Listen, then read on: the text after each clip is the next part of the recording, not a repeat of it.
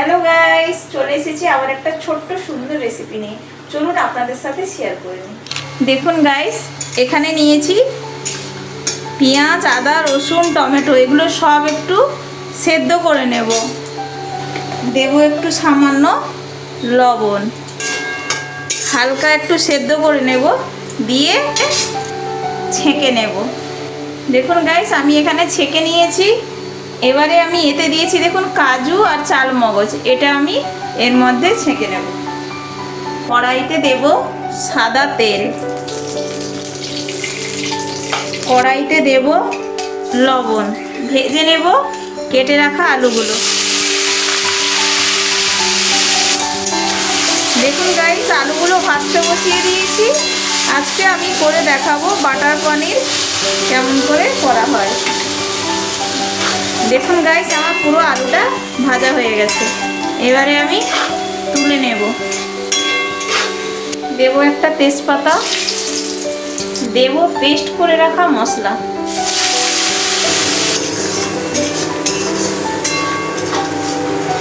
দেব লঙ্কার গুঁড়ো, দেব চিনি, দেব একটু সামান্য লবণ, দেব এই যে কাঁচা লঙ্কা, দেব একটা পনির মশলা,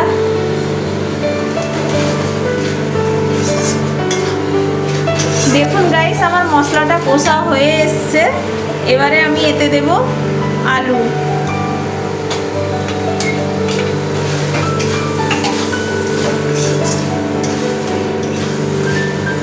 দিয়ে নেব কাসুরি মেথি,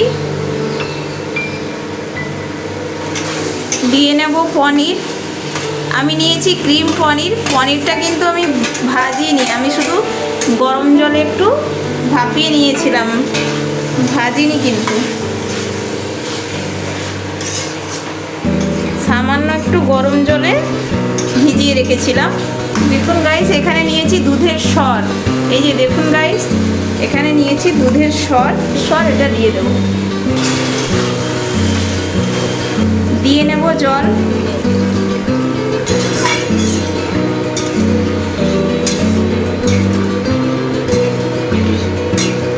দেখুন গাইস, আর পনিরটা প্রায় হয়ে এসেছে।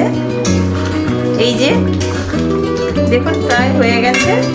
এবারে আমি এতে দেব গরম মশলা, দিয়ে দেব মাখন।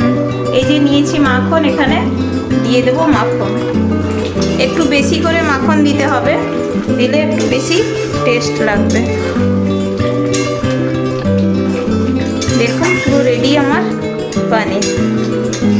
কেমন হয়েছে আপনারা কমেন্টে জানাবেন, লাইক করবেন, কমেন্ট করবেন এবং সাবস্ক্রাইব করবেন। দেখুন গাইস, আমার পনিরটা পুরো রেডি। কেমন হয়েছে আপনারা কমেন্টে জানাবেন, লাইক করবেন,